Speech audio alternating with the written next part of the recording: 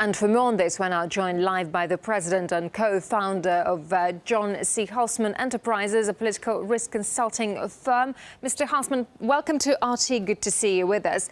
So obviously we're hearing We're hearing multiple warnings from all sides now, but what is actually being done to tackle this crisis, to resolve it?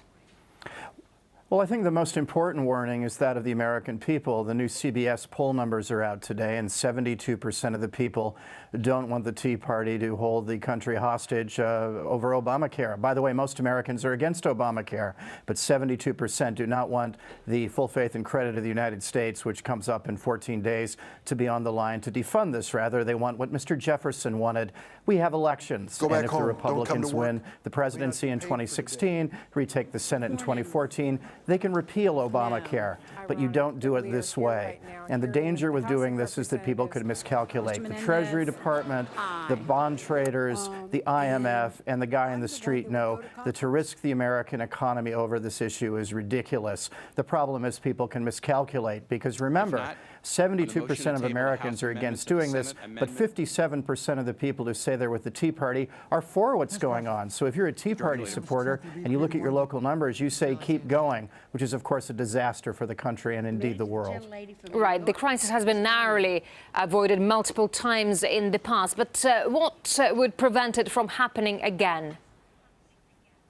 Well, I think that, again, human error. I mean, you know, we're 100 years out from World War I, and nobody can tell you why that war started exactly.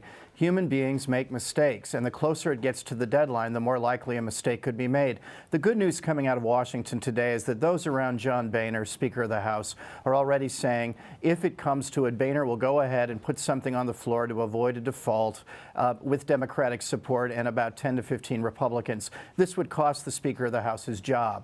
What he's hoping is that in the next week, as the pressure builds up, Christine Lagarde doesn't frankly matter a whole lot. The Treasury does, the poll takers do, and if you look at those numbers getting tougher, if 1/3 of the caucus is kamikazing against helping, 1/3 would go along with Boehner. It's that middle third that's critical. If they begin to rally around the Speaker, he will indeed move on this and save his speakership. But I frankly think that the odds are still highly stacked against it falling apart, but you can never tell what human beings are likely to do. Mistakes certainly could be made. All right. John C. Houseman, live from Frankfurt. Mr. Houseman, thank you very much indeed for your time.